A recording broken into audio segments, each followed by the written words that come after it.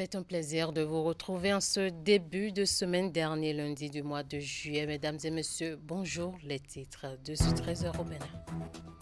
64e anniversaire de la cession du Bénin à la souveraineté internationale. Les préparatifs techniques vont bon train. Suivez dans cette édition le constat fait par une équipe de notre rédaction sur les installations. Toujours dans la fièvre de la célébration de l'indépendance, Ulrich Gaba nous amène dans l'univers des agents de la police républicaine où la femme, tout en jouant pleinement son rôle de policière, ne déroge pas à ses obligations de mère au foyer. Il nous propose dans ce journal un zoom sur 2 agents de la police républicaine. Et puis, spéculation autour du prix de vente du ciment au Bénin. La direction départementale de l'industrie et du commerce Borgo-Alibori a effectué une descente inopinée sur le terrain suite à certaines alertes. Plusieurs dépôts agréés de vente de ciment à Parakou ont été épinglés. Dans un instant, le développement.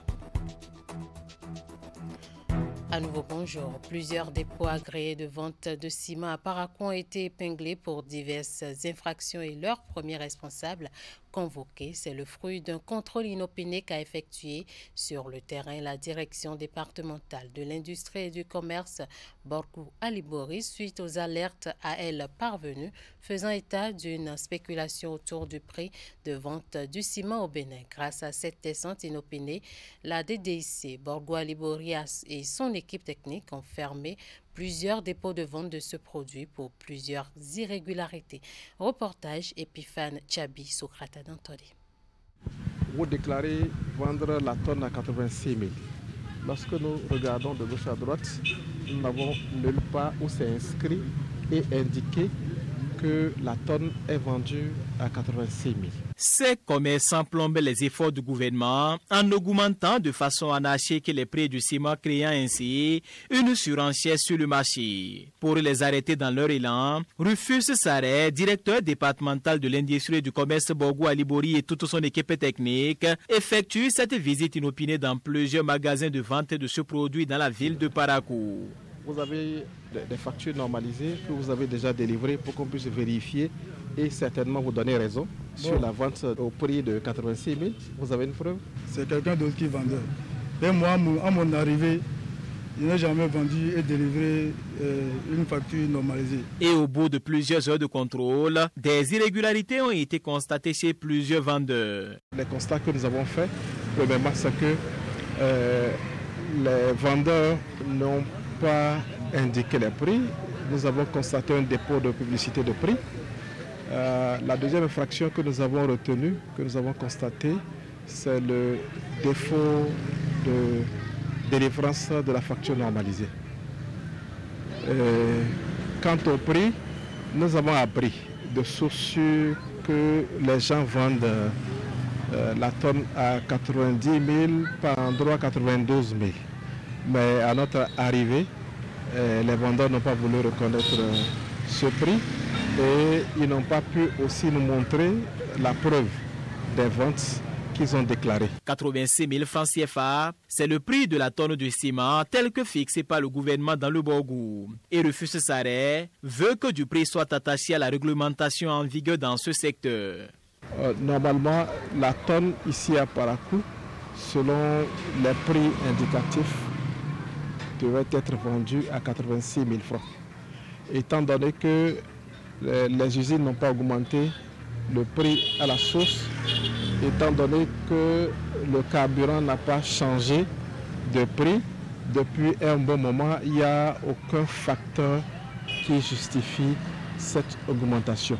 Nous pensons que c'est une augmentation fantaisiste et nous devons combattre cela et ramener les vendeurs à l'ordre. Les contrevenants à cette règle ont vu tout simplement leur magasin fermé et une convocation à eux adressée pour expliquer les irrégularités constatées par la direction départementale de l'industrie du commerce Borgo-Alibori au cours de cette opération inopinée.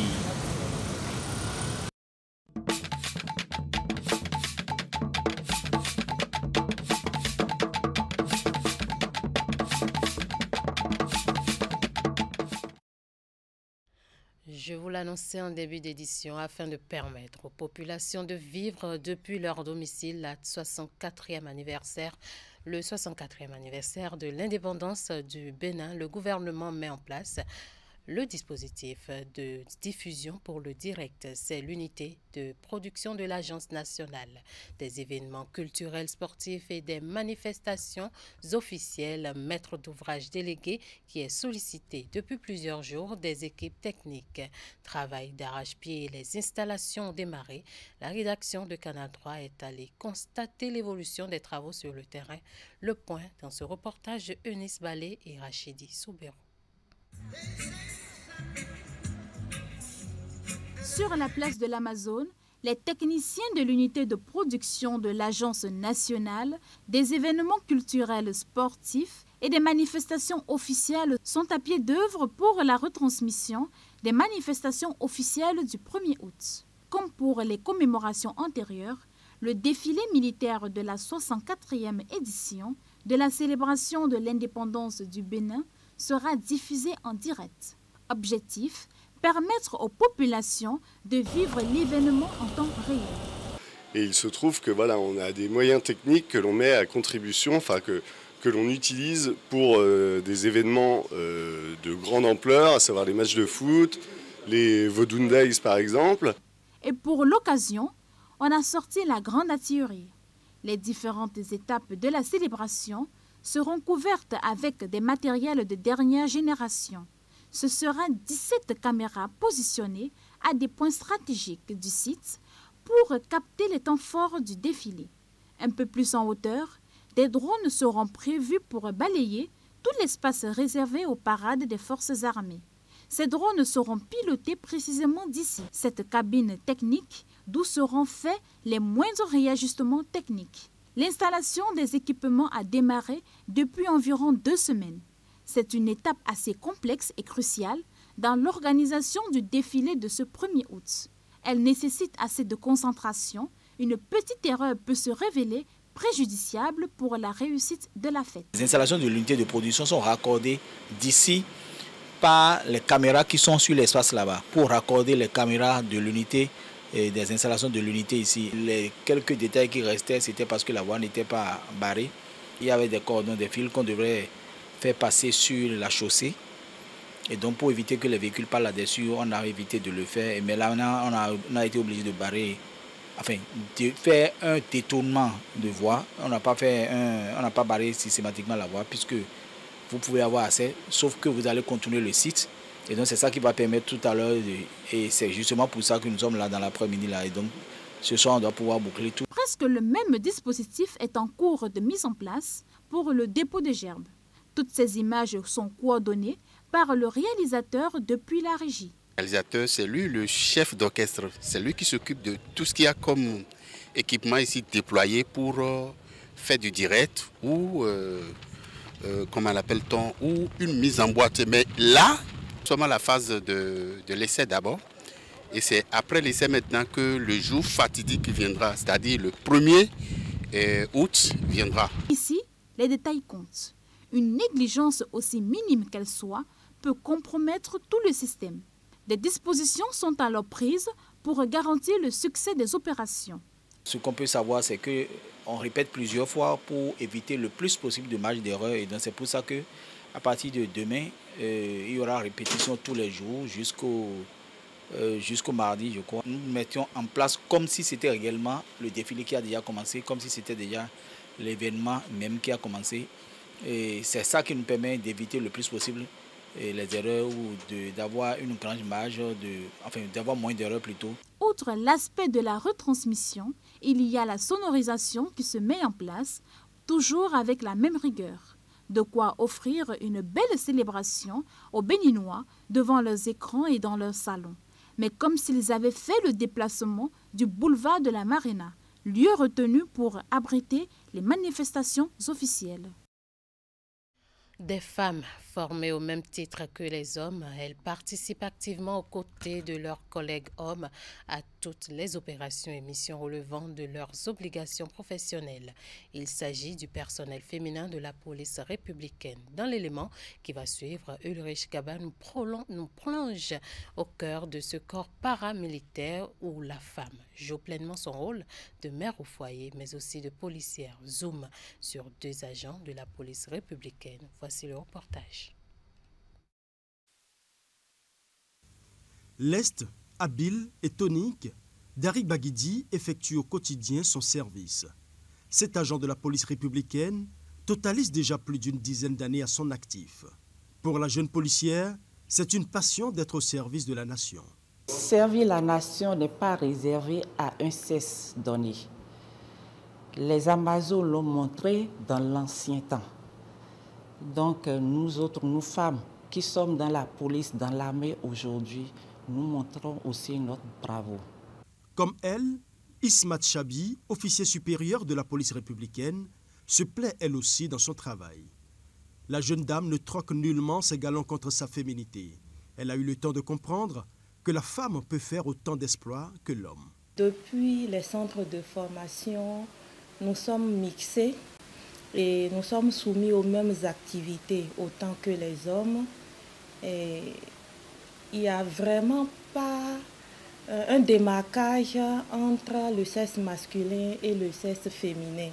Et ça va de soi pour l'exécution des missions dans les administrations ou même sur le terrain. Toutes deux mariées et mères au foyer, les 2 femmes policières savent combiner en parfaite intelligence les exigences de la vie de famille et celles professionnelles. C'est une question d'organisation, disent-elles. Effectivement, notre profession est une profession de sacerdoce où on est appelé à travailler à des heures indues, à être hors de nos maisons ou de nos familles et par conséquent un peu éloigné de nos progénitures. Mais ça n'empêche pas que tout se passe bien. Je suis mariée, j'ai des enfants et je rends grâce à Dieu. Tout se passe très bien. Ce n'est pas du tout difficile. C'est au fait une question de planning. Et on sait ce qu'on a à faire. Quand vous venez au boulot, vous savez ce que vous avez à faire. Après le boulot, c'est une vie de famille. On rentre en famille, on sait aussi ce qu'on a à faire là-bas. Donc, il n'y a pas de difficulté dans ce sens-là. À l'instar de ces 2 femmes, elles sont de plus en plus nombreuses à embrasser cette carrière autrefois surpeuplée d'hommes.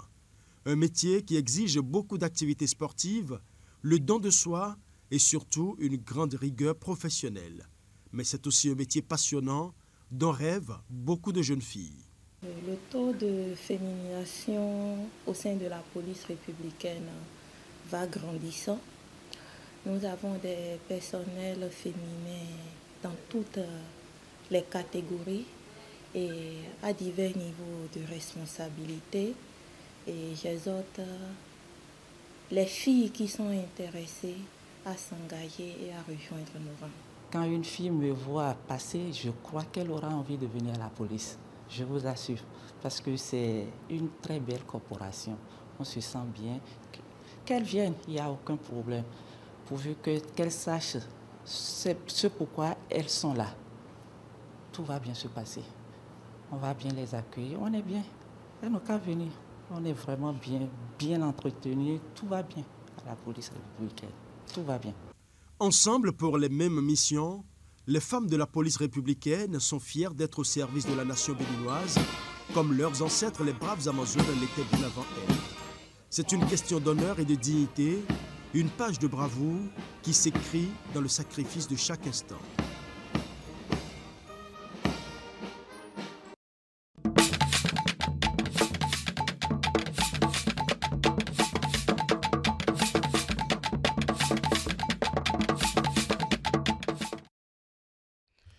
Dans la suite de cette édition, la commission permanente santé de l'Académie nationale des sciences, arts et lettres du Bénin a organisé en début de week-end dernier un atelier sur le thème place de la phytothérapie dans la pratique médicale, réflexion sur son intégration dans le système sanitaire. L'objectif principal de ces assises qui ont réuni plusieurs universitaires et pratiquants de la médecine traditionnelle est de promouvoir la phytothérapie aux côtés de la médecine conventionnelle. Ce rendez-vous de réflexion s'est tenu à l'Institut des sciences biomédicales appliquées de Cotonou. Suivez le reportage de Hugues Vingbe et Moufid Sabouran.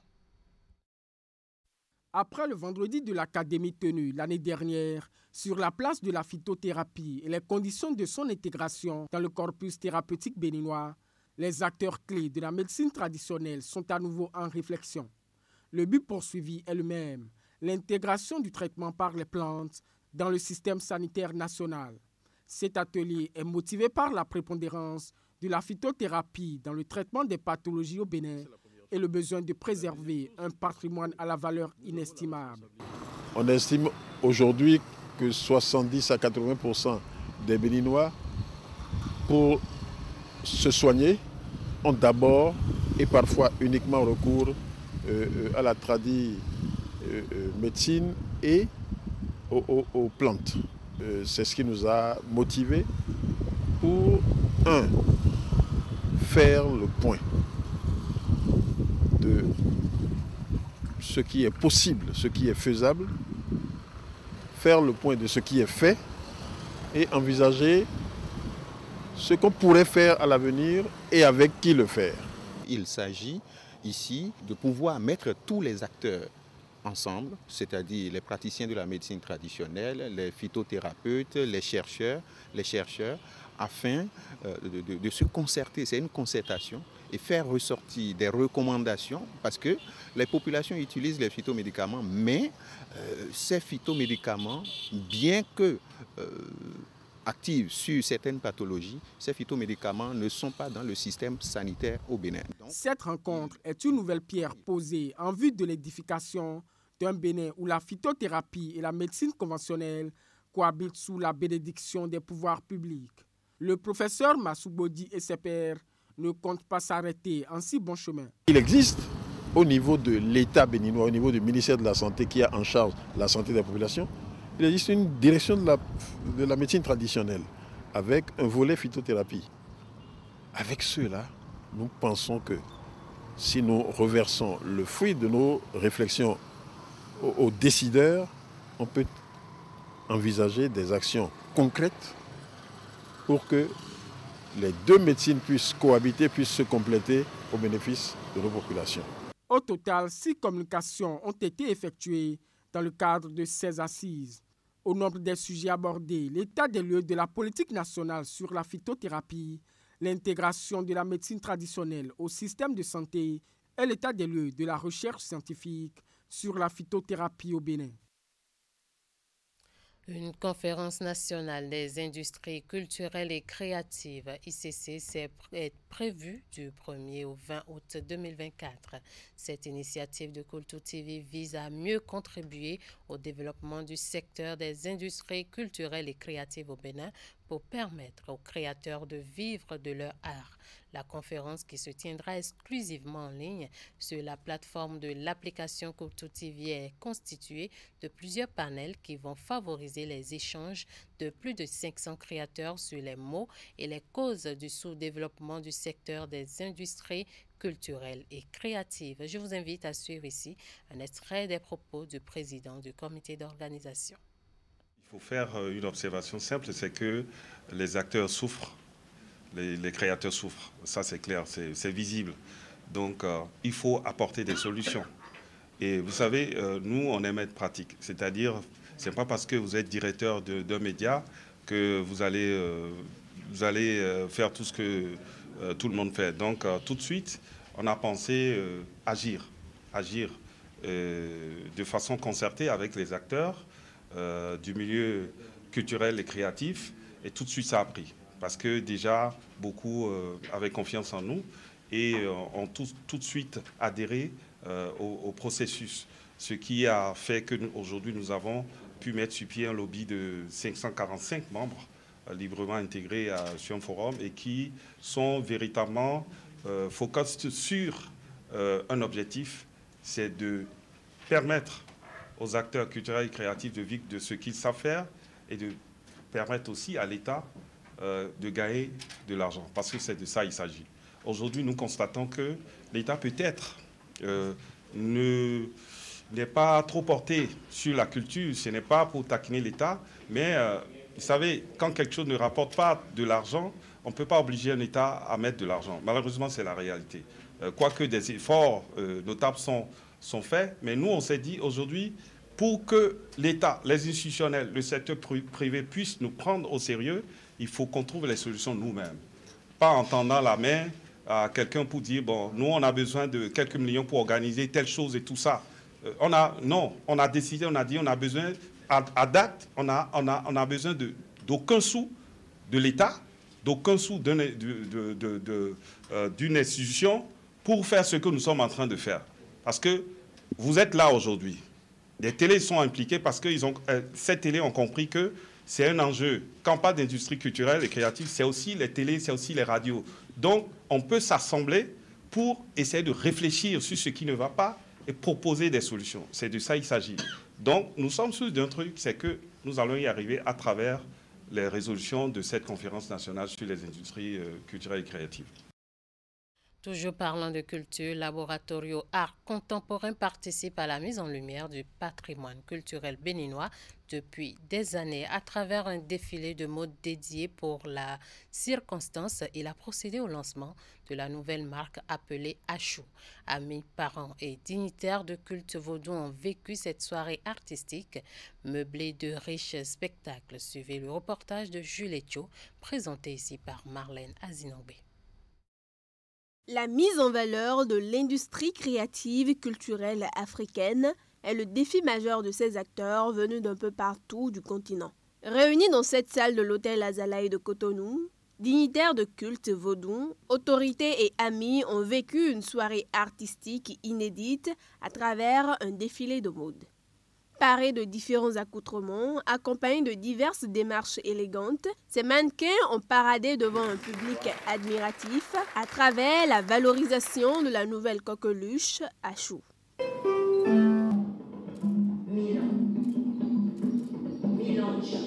Une nouvelle œuvre artistique confectionnée par un groupe de jeunes assortis de la beauté enthousiaste de l'art du septentrion pendant 2 ans de dur labeur. Ça m'inspire beaucoup de belles choses prometteuses pour l'industrie créative, l'industrie de l'artisanat, l'industrie du luxe, l'industrie du Made in Africa.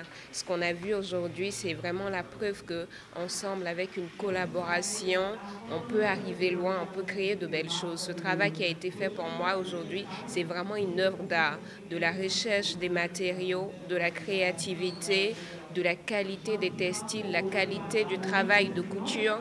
C'est vraiment des œuvres d'art qu'on a vues ce soir. C'est tout l'écosystème derrière qui m'a vraiment émerveillée aujourd'hui.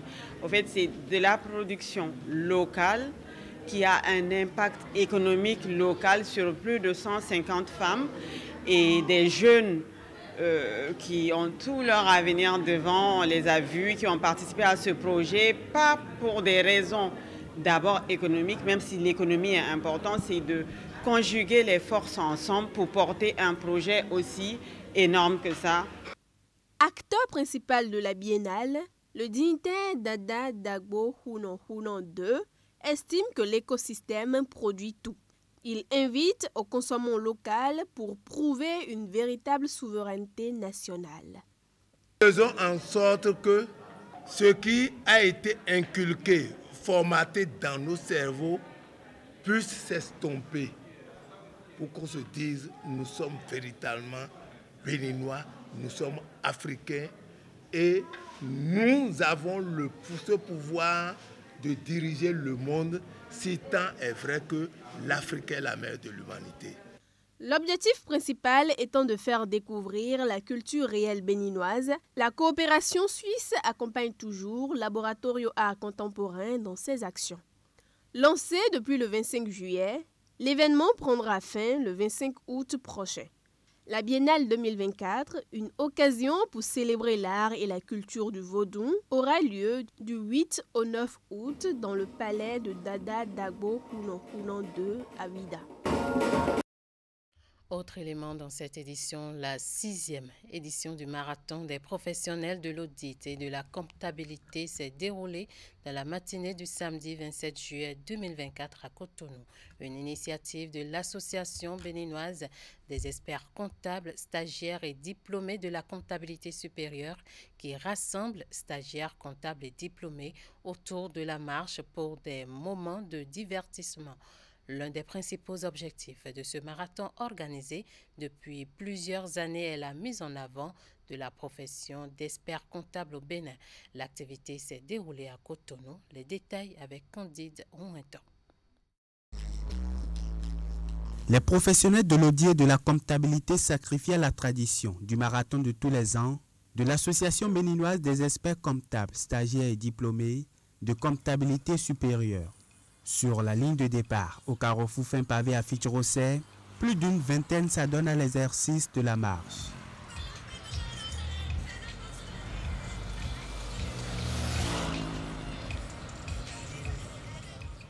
Bien encadrés par les agents de la police républicaine et des sapeurs-pompiers, ces experts comptables arpentent plusieurs kilomètres.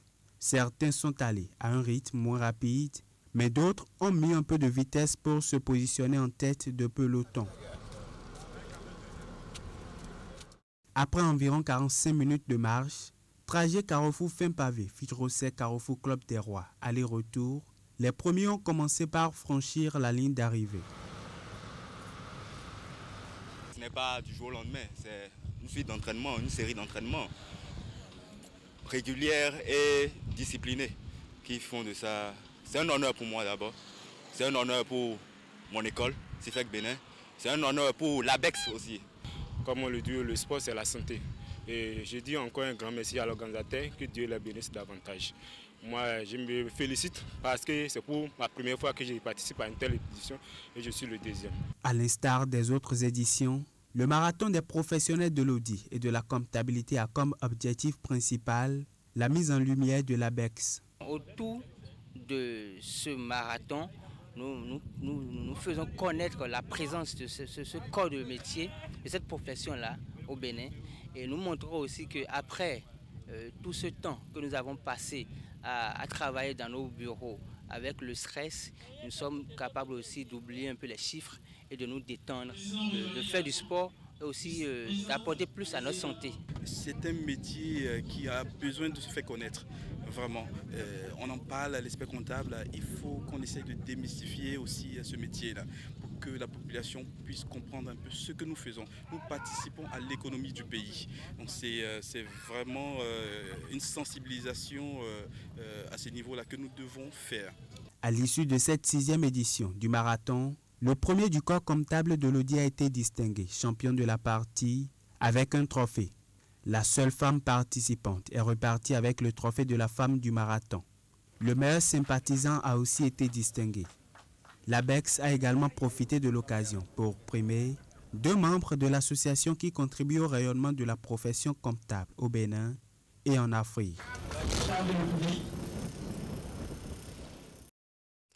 Des nouvelles de nos représentants aux Jeux Olympiques de Paris 2024, le Bénin a effectué hier sa première sortie et c'était en natation. Le nageur béninois Alexis Dodjikpadé, l'un des 3 athlètes béninois qui prennent part aux Jeux Olympiques par principe de l'universalité, a fait son entrée en lice aux 100 mètres d'eau. Malgré son entrée en compétition remarquable dans sa série, le nageur béninois n'a pu obtenir aucune qualification pour les demi-finales. Alexis Padé a fini 2e de sa série avec un chrono de 7 secondes 61. Mais au classement général, à l'issue des séries, il a terminé à la 42e place, synonyme d'élimination. Le Bénin compte désormais sur ses 4 autres représentants dans la course. Il s'agit du judoka Valentin Winato, de la nageuse Iona Touillet, du sprinter Didier Kiki et de la spécialiste du 800 mètres Noélie Yariko. Voilà qui boucle cette édition. Merci de nous avoir suivis. Merci à toute l'équipe de rédaction, de réalisation et de diffusion. Bonne semaine de travail à vous en compagnie de nos programmes.